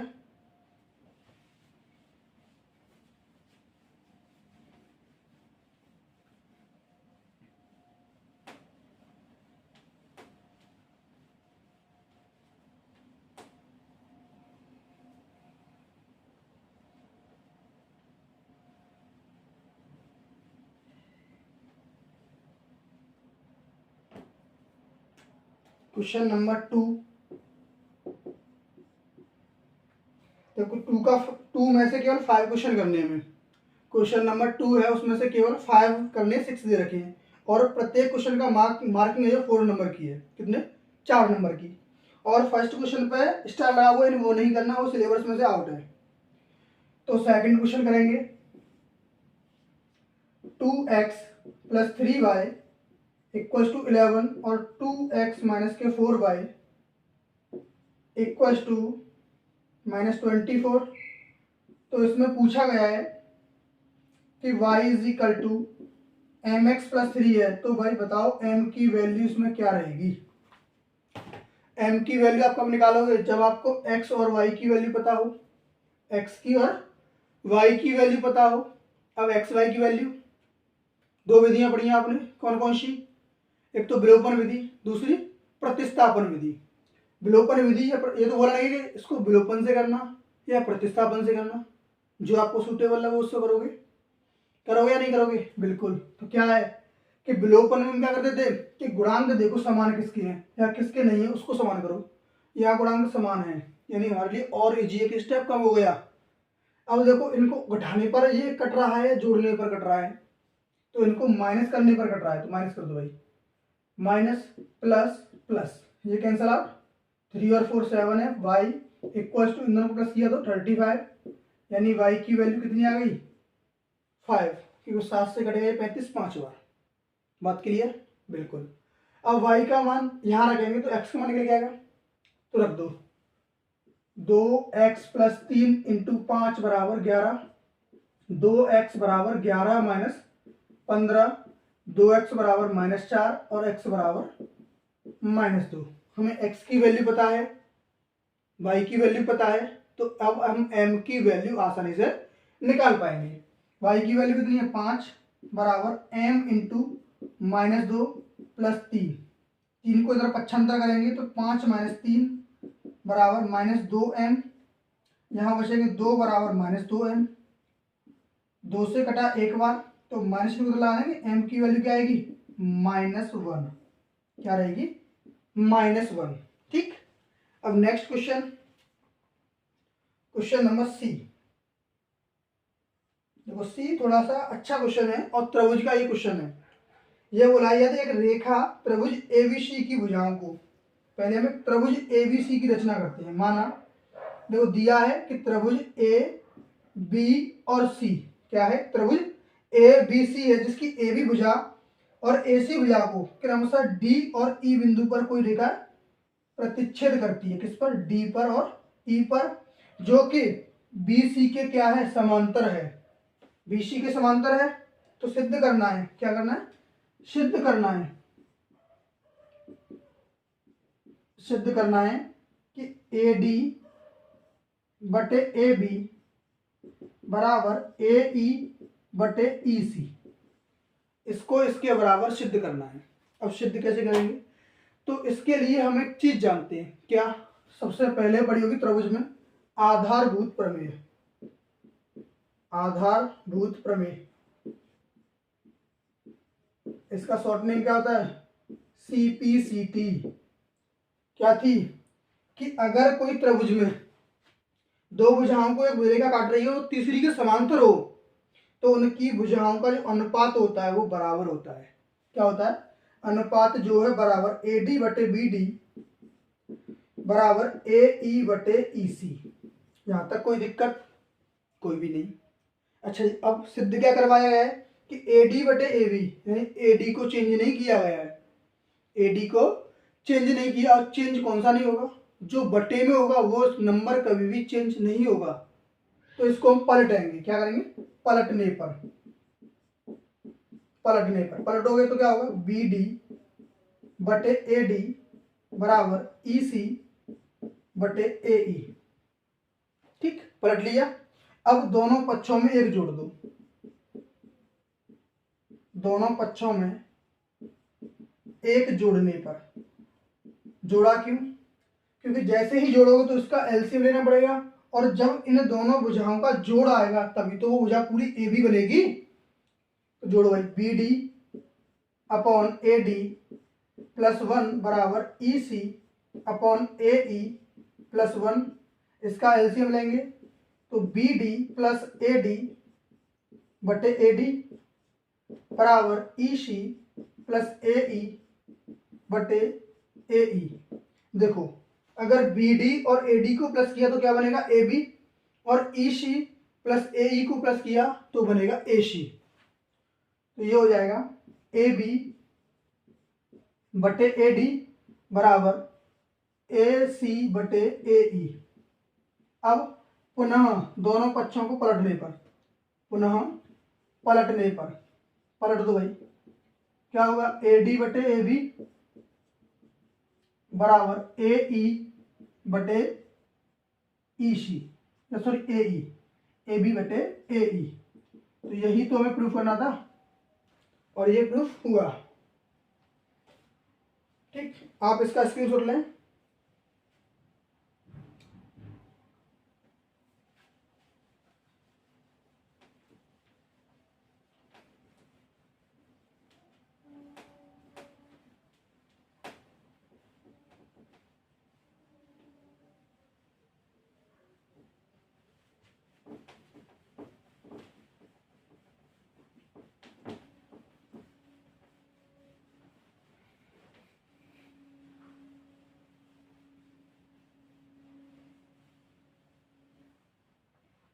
अब देखो भाई, नेक्स्ट क्वेश्चन है इसका डी पार्ट। डी पार्ट क्या है कि एक भिन्न 1/3 हो जाती है जब उसके अंश में एक जोड़ा जाता है, और 1/4 हो जाती है जब हर में 8 जोड़ते हैं। तो भिन्न बताओ। तो नॉर्मली हमें एक भिन्न तो माननी पड़ेगी। पहले भिन्न को क्या मानोगे? कि मान लो भाई भिन्न का जो अंश है वो x है और हर क्या है y है, तब जो नई भिन्न तैयार होगी वो होगी x बटे y। चलो अब क्या कहा गया कि भिन्न जो है 1/3 हो जाती है। लो भैया 1/3 हो गई। कब? जब उसके अंश में से एक घटा दिया। अंश क्या है? x में से एक को माइनस कर दो, इसके बराबर हो गया। अब इसको सॉल्व कर लो, 3 से गुणा करें, 3x माइनस 3 बराबर y। ठीक, ये एक समीकरण तैयार हो गया। दूसरा क्या है कि अगर 1/4 हो जाती है भिन्न, कब 1/4 होती है? जब हमें हर में 8 जोड़ देते हैं। हर में हम क्या करते हैं? 8 जोड़ देते हैं। चलो जोड़ दिया भाई 8। तो अब क्या करोगे? इसका इसमें गुणा कर दो, 4x बराबर y प्लस 8। ये समीकरण तो तैयार हो गया। अब देखना y के गुणांक आपस में बराबर है, बराबर है, चिन्ह भी समान है, बिल्कुल समान है, तो इन दोनों को माइनस कर दो। समीकरण 2 में से समीकरण 1 को हम माइनस करेंगे, तो 4x equal to Y plus 8, और यहाँ कितना था? 3x minus 3 equal to y. इन दोनों को किया माइनस, तो y से y कट गया, और 4 में से 3 जाएगा तो कितना बचेगा? 1x प्लस 3 बराबर 8, तो x बराबर 8 माइनस 3 यानी कि 5। ठीक, अब चाहिए क्या? y की वैल्यू। तो समीकरण एक में x का मान रख दो, 3 इंटू 5 माइनस 3 बराबर y, यानी कि 15 माइनस 3 बराबर y, यानी 12 बराबर y। y का मान कितना आ गया? 12। तो भिन्न क्या आती? x बटे y। x का मान कितना है? 5 और y का मान 12। तो ये भिन्न होगी। बात क्लियर है? चलिए नेक्स्ट क्वेश्चन है इसका ई है कि x प्लस 1/x बराबर 3 है और x डाई नॉट इक्वल 0 है। कुछ बच्चे इसको देख के घबरा जाते हैं। इसको देख के, ये क्या चीज है भाई? ये कुछ नहीं है। जब भी अपॉन में कोई वेरिएबल आएगा, यानी कोई भी चर पद आएगा, तो वहां दे रखा होता है कि हम x की वैल्यू को 0 नहीं रख सकते। 0 रखोगे तो ये अपरिभाषित हो जाएगा, और अपरिभाषित कोई समीकरण होता नहीं है। ठीक, तो इसका पहले एलसीएम ले लो। इसका कोई मीन्स नहीं है, ये केवल लिखा हुआ है। ठीक, इसका मीन्स नहीं, इसका मीन्स इतना ही समझने वालों के लिए कि यहाँ पे x का मान 0 नहीं रख सकते। क्यों? क्योंकि ये अपरिभाषित हो जाएगा। इसका एलसीएम लोगे तो x आएगा, यहाँ हो जाएगा x² plus 1 equal to 3 x²। इसका इसमें मल्टीप्लाई करोगे, x² plus 1 equal to 3x, x², इसको इधर पक्षांतर ट्रांसफर कर दो, माइनस का 3x प्लस 1 इक्वल टू 0। अब इसके फैक्टर करो भाई। फैक्टर एक के ऐसे जोड़ के 3 आ जाए, नहीं हो सकता। तो पता है ना, जब सब चीजें खत्म हो जाए तो एक चीज बचती है, क्या है? श्रीधराचार्य फॉर्मूला। श्रीधराचार्य फॉर्मूला क्या होता है? जब गुणनखंड किसी भी विधि से न हल हो तब लगा दो इसको, कि x बराबर minus b plus minus under में b² माइनस के 4ac। अच्छा, ए बी सी क्या है इसमें? ए बी सी तो दिख नहीं रहे हैं, नहीं दिख रहे ना। तो ए होता है x² का गुणांक, यानी जो x² के आगे लिखा होगा। बी वो होता है जो x के आगे लिखा है। सी वो होता है जो कोई भी चर पद न हो, केवल नंबर हो। ठीक, तो x बराबर माइनस बी का मान कितना है? -3 प्लस माइनस अंडर में -3 का वर्ग -4 इंटू 1 इंटू 1। x बराबर 3 माइनस माइनस प्लस, यहाँ प्लस माइनस 3 का वर्ग 9 -4 बटे, सॉरी अपॉन में 2a भी होता है। क्या होता है? 2a। अपॉन में क्या करोगे? 2 इंटू 1 अपॉन में 2, यानी कि x की वैल्यू क्या आएगी? 3 प्लस माइनस रूट में 5/2। लेकिन हम एक चीज जानते हैं कि द्विघात समीकरण में हमेशा 2 मूल होते हैं। यहाँ तो एक ही दिख रहा है, नहीं भाई 2 है। देखने का तरीका बदलो। क्या? यहाँ चिन्ह कितने हैं? 2, प्लस और माइनस। तो इसको हम 2 तरीके से लिख सकते हैं, 3 प्लस रूट में 5/2 और 3 माइनस रूट में 5/2। यही इसका आंसर होगा, यही इसके मूल होंगे। ठीक, आप इसका स्क्रीनशॉट लें।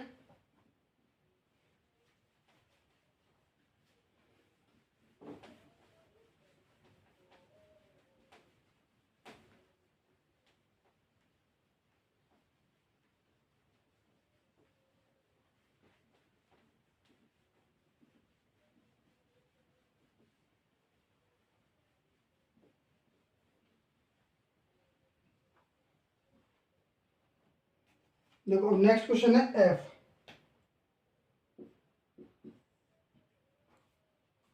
इसमें बोला है कि एक सारणी दी हुई है, बारंबारता सारणी, उसकी माध्यिका दे रखी है, माध्यिका है 28.5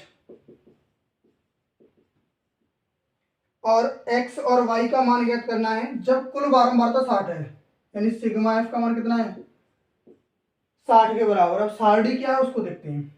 देखो सी आई गिवन है हमें कितना 0 से 10, 10 से 20, 20 से 30, 30 से 40, 40 से 50 और 50 से 60। अब f दिया हुआ है, f क्या है 5, x 20, 15, y और 5। जब भी माध्यिका निकालोगे तो आपको सी एफ निकालना पड़ेगा।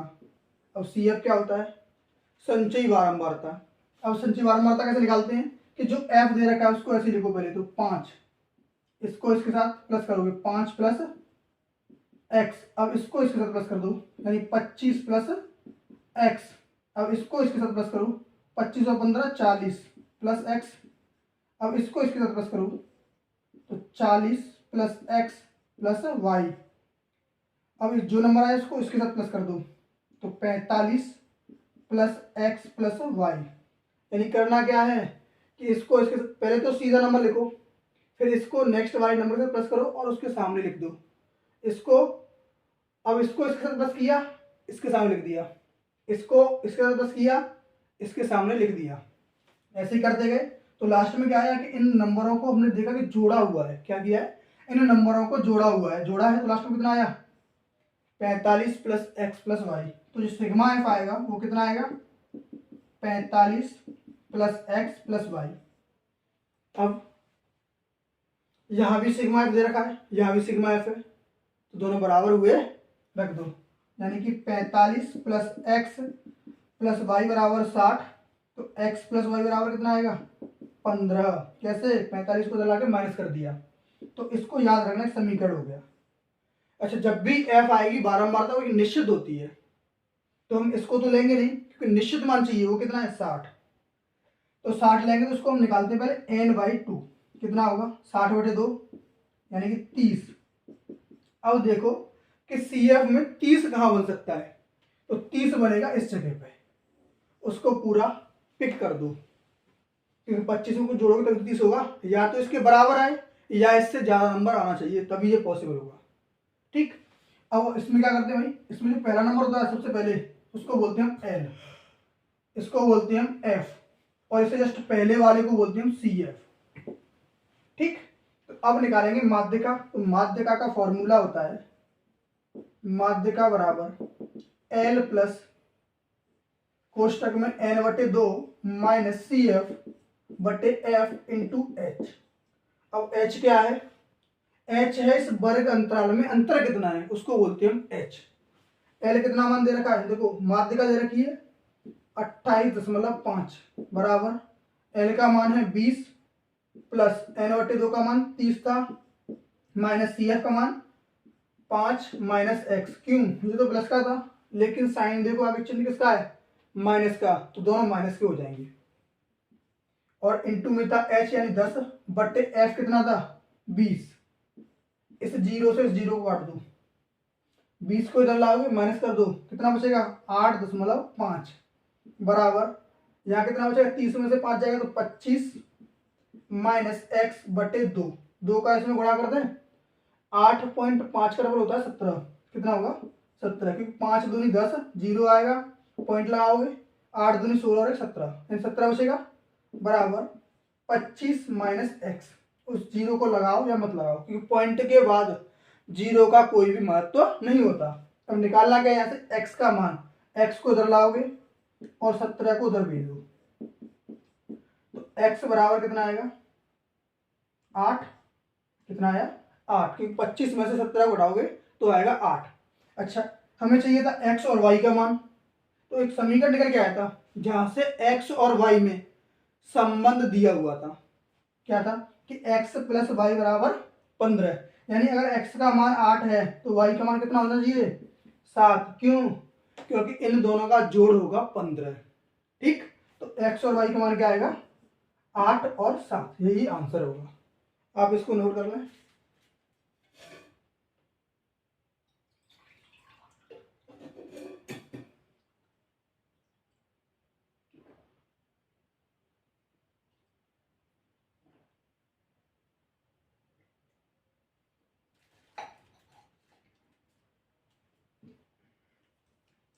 नोट कर लिया होगा।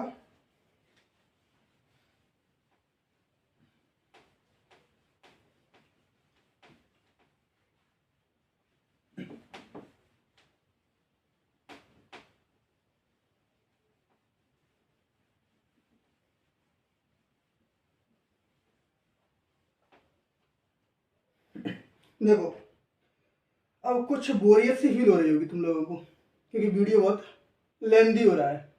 तो देखो, अभी तुम क्या कर रहे हो, लर्निंग। अभी कर क्या रहे हो, लर्निंग। क्यों? तो एक चीज याद रखना, लर्निंग।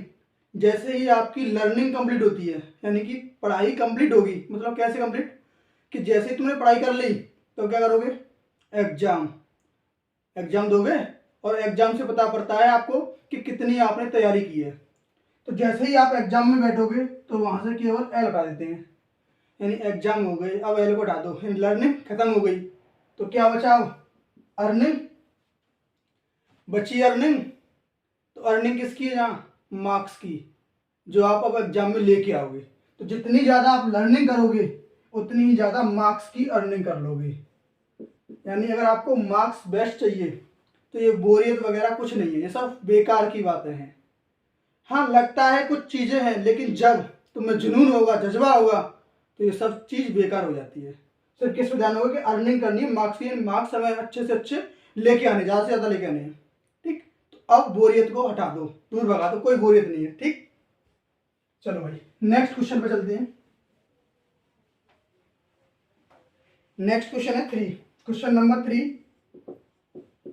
उसमें पहला क्वेश्चन है कि दो घनों में से प्रत्येक का आयतन 64 सेंटीमीटर क्यूब है के संलग्न फलकों को मिलाकर एक ठोस बनाया जाता है, तो प्राप्त घनाभ का पृष्ठीय क्षेत्रफल बताओ। देखो, दो घन दे रखे हैं हमें, दो घन है ये।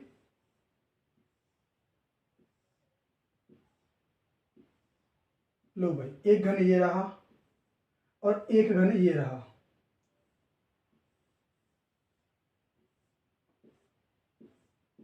और दोनों का आयतन दे रखा है 64 सेंटीमीटर क्यूब। तो इससे हमें क्या चाहिए, हमें तो पहले ये निकालनी है कि इसकी भुजा कितनी है, और इसकी प्रत्येक भुजा कितनी होगी, बराबर बराबर होती है। यानी इसकी लंबाई, चौड़ाई, ऊंचाई कुछ भी हो, सब बराबर होगी। तो घन का आयतन होता है भुजा क्यूब।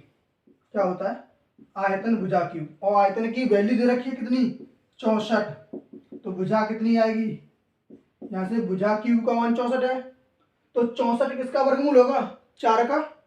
तो भुजा निकल के आएगी 4। यानी इसकी लंबाई, चौड़ाई, ऊंचाई जो भी होगी वो कितनी होगी, 4। 4 होगी। तो अब क्या बोला कि इनकी संलग्न, मतलब इसके जो पास वाली जो भुजाएं हैं उन दोनों को ज्वाइंट कर दो, मिला दो, मिला के एक बड़ा सा क्यूबॉइड बन जाएगा, यानी घनाभ।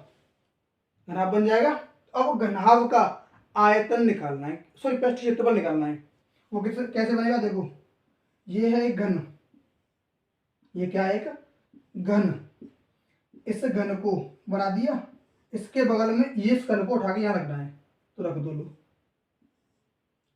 ये घन बन गया, रख दिया। कुछ ऐसे दिखाई देगा, कुछ इस तरीके से दिखाई देगा। तो ये भुजा कितनी थी, 4, ये भी 4। तो इसकी लंबाई क्या होगी, जुड़ के टोटल 8 हो जाएगी। लेकिन ऊंचाई भी सेम रहेगी और इसकी चौड़ाई भी सेम रहेगी। ठीक है, तो इसका पृष्ठीय क्षेत्रफल होता है, पृष्ठीय क्षेत्रफल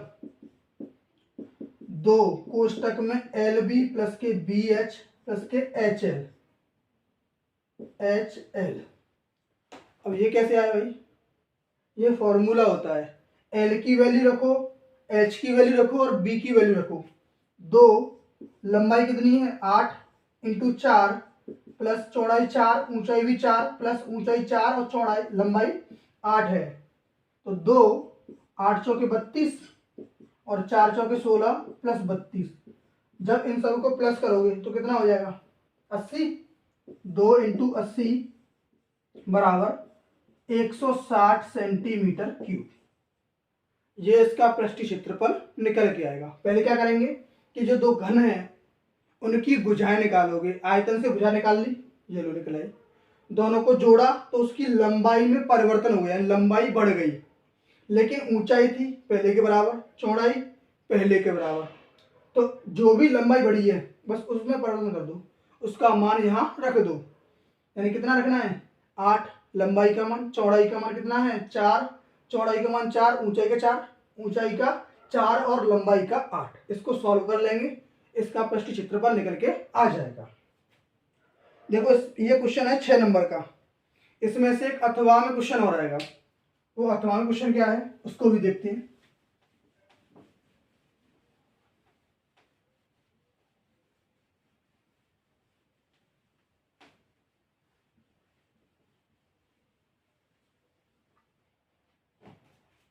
देखो अथवा में क्वेश्चन है कि एक गोला है जिसका व्यास 12 सेंटीमीटर है।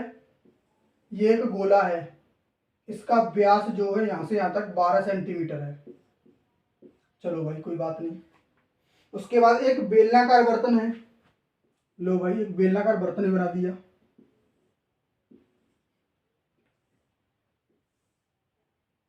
ठीक, अब बोला गया कि इस लंबवृत्तीय बेलन में डाला जाता है, यानी इस गोले को उठाया इसमें डाल दिया जाए।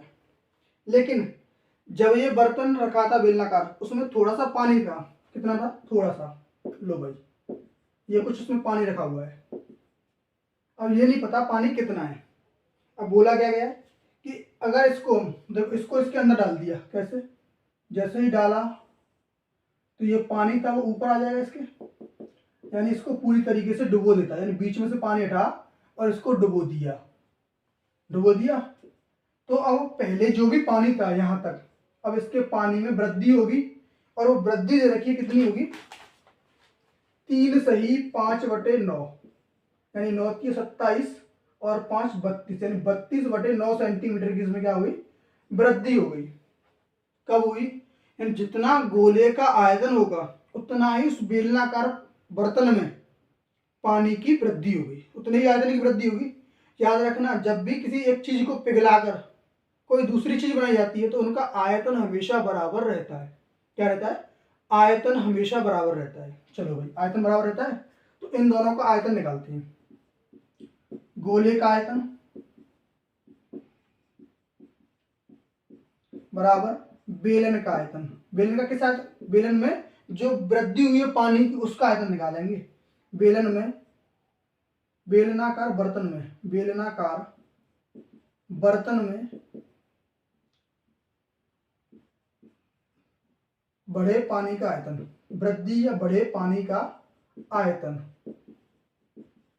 इसका आयतन निकालेंगे। तो गोले का आयतन क्या होता है 4/3 पाई r³।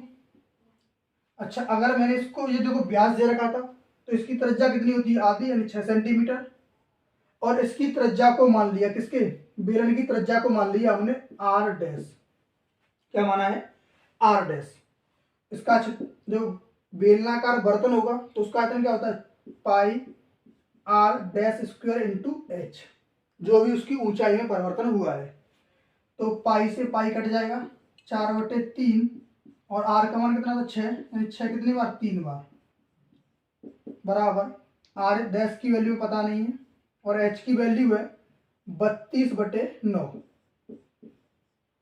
ठीक, इसे 3 से ये कट गया 2 बार, कोई दिक्कत नहीं।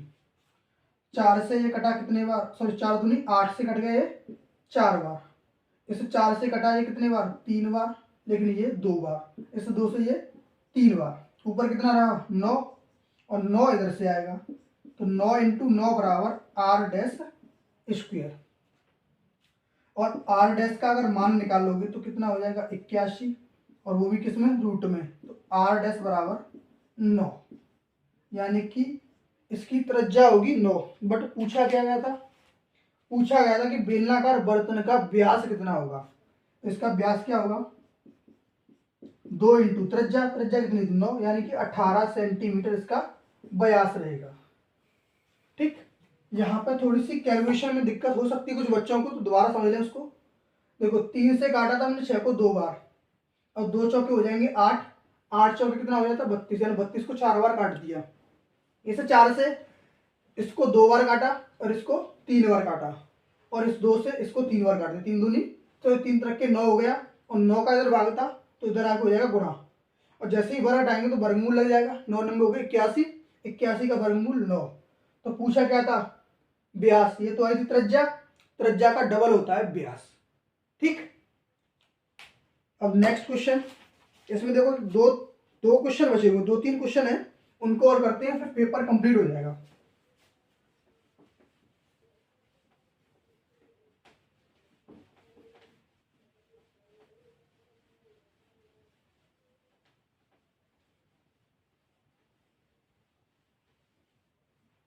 देखो क्वेश्चन नंबर है 4। क्वेश्चन नंबर 4 क्या है कि भूमि पर स्थित एक एक्स से, यानी एक एक्स बिंदु है यहाँ कोई भूमि पर, एक्स से ऊर्ध्वाधर टावर, ऊर्ध्वाधर मतलब ऐसे खड़ा हुआ है टावर, कौन सा है, पी क्यू टावर है, उससे कुछ दूरी पर है, पी क्यू दूरी पर, पी क्यू टावर है, जो कि क्यू के, पी क्यू के शीर्ष का उन्नील कोण 60 डिग्री है। कहाँ से, जहां से एक्स है इससे इसका कोण कितना है 60 डिग्री है। अब बोला है कि बिंदु एक्स से 40 मीटर की ऊंचाई पर, यहां से ऊपर बढ़े कितना 40 मीटर। तो एक बिंदु बन गया यहाँ पर, कितना बिंदु है एक वाई, ये एक बिंदु वाई है, वाई से क्यू का उन्नील कोण, वाई से हमने क्यू को मिलाया, देखो यहां से तो उन्नील कोण कितना है 45 डिग्री का है।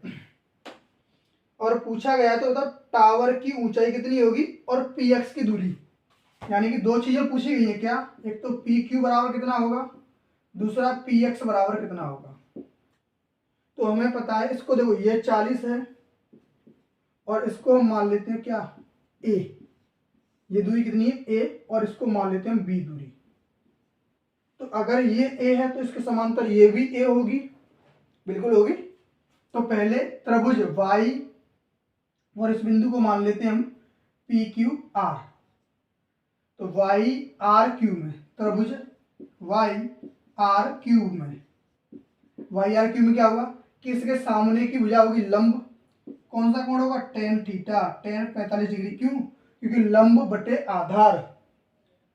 तो क्यू आर बटे वाई आर, क्यू आर की वैल्यू कितनी है बी, और वाई आर की वैल्यू है ए।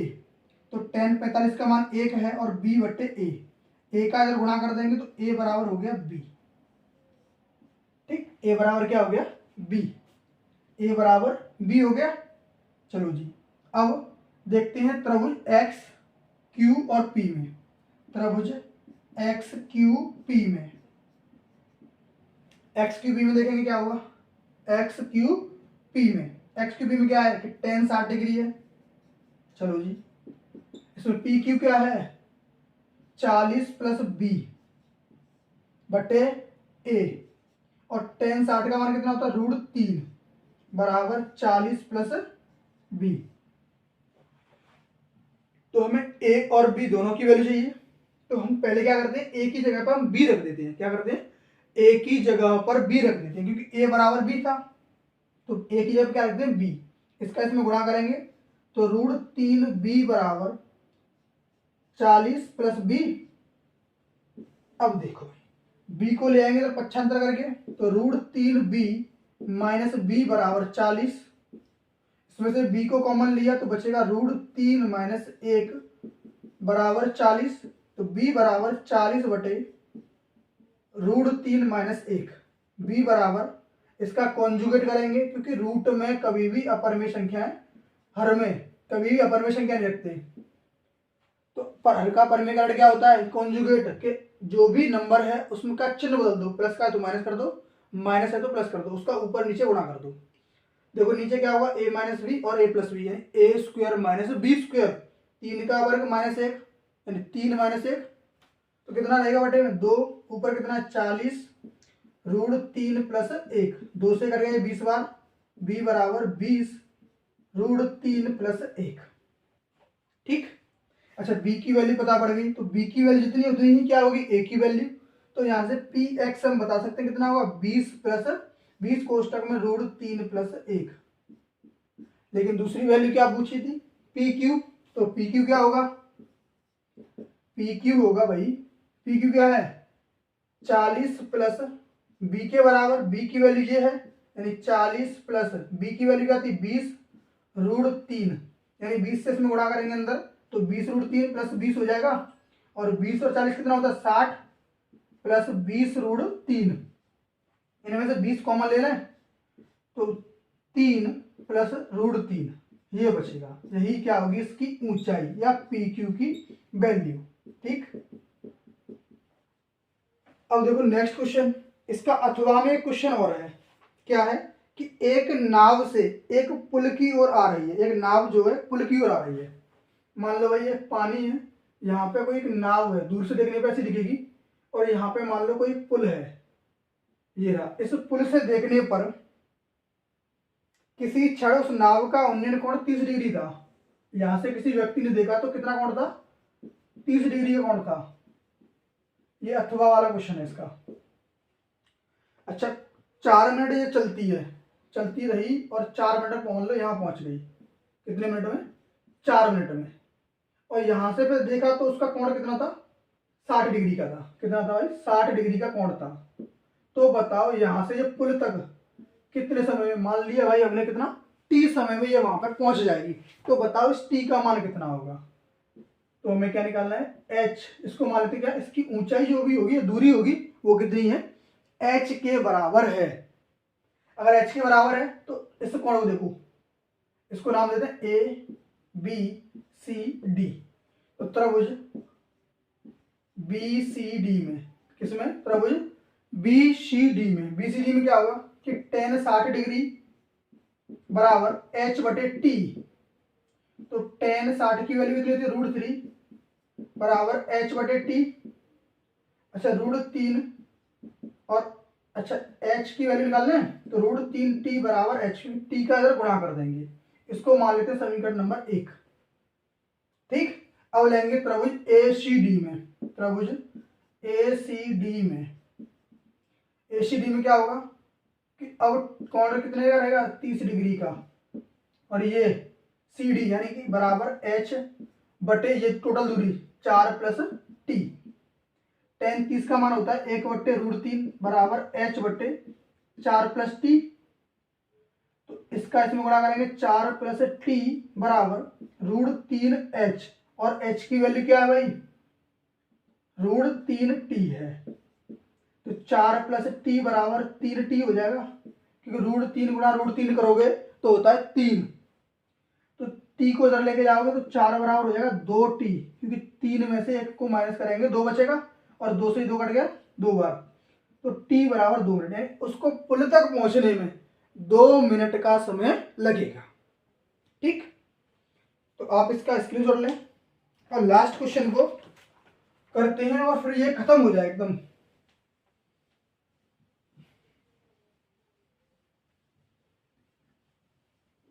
देखो लास्ट क्वेश्चन है क्वेश्चन नंबर 5 कि पिता की उम्र पुत्र की आयु की 7 गुनी है। तो पहले भाई किसी भी आयु का सवाल हो तो उसमें वर्तमान आयु आपको पता होनी चाहिए, तो पिता की वर्तमान आयु हम मान लेते हैं x वर्ष है, और एक पुत्र है, और पुत्र की वर्तमान आयु को क्या मानते हैं y वर्ष मानते हैं। अब देखो सवाल के अनुसार, अकॉर्डिंग टू क्वेश्चन, प्रश्नानुसार, कि पिता की उम्र पुत्र की 7 गुनी है, कब वर्तमान में, इसने बोला नहीं है वर्तमान में होगी, क्योंकि पिता जब कुछ वर्ष का होगा तो पुत्र में 7 से गुणा करना है, पुत्र की आयु में 7 से गुणा करेंगे तो पिता की आयु के बराबर है। समीकरण 1 हो गया। और दूसरा है कि 2 वर्ष पहले, अच्छा, तुम्हें अगर वर्तमान मालूम है तो 2 वर्ष पहले की भी निकाल सकते हो। कैसे? कि उनको माइनस कर दो और बाद की होगी तो प्लस कर दो। जैसे पिता की आयु थी x वर्ष, 2 वर्ष पहले कितनी होगी? 2 को घटा दो। पुत्र की देखोगे तो y माइनस 2 कर दो। 2 वर्ष पहले की आयु पता पड़ गई। अब कितने गुनी थी उसकी? उसकी जो आयु थी 2 वर्ष पहले पुत्र की आयु की 13 गुनी थी। कितनी थी? 13 गुनी थी। लो भाई 13 गुनी कर दो। अब क्या करना है? x की जगह पे आपको 7y रखना है। कितना रखना है? 7y। तो रख दो 7y माइनस 2 बराबर 13y माइनस के 26। और देखो 7y को इधर लेके जाएंगे, 26 को इधर लाएंगे, तो माइनस 2 प्लस 26 बराबर 13y माइनस 7y। यहाँ बचेगा 24 बराबर 6y। 6 से कटा 24 4 बार। तो पुत्र की जो वर्तमान आयु होगी वो कितनी होगी? 4 वर्ष। तो पिता की कितनी होगी? x बराबर 7 इंटू 4 यानी कि 28 वर्ष। बात क्लियर है? और देखो इसका अथवा में जो क्वेश्चन है उस पर स्टार लगा हुआ है, वो क्वेश्चन हमें नहीं करने हैं। तो अगर आपको अच्छा लगा हो तो आप वीडियो को लाइक करें, अपने दोस्तों में शेयर करें और कमेंट जरूर करें कि आपको किस तरीके की वीडियो चाहिए, आपको अच्छा लगा या नहीं लगा। जो भी आप कमेंट करेंगे तो उसके लिए हम बिल्कुल तत्पर रहेंगे आपके लिए। तब तक के लिए जय हिंद।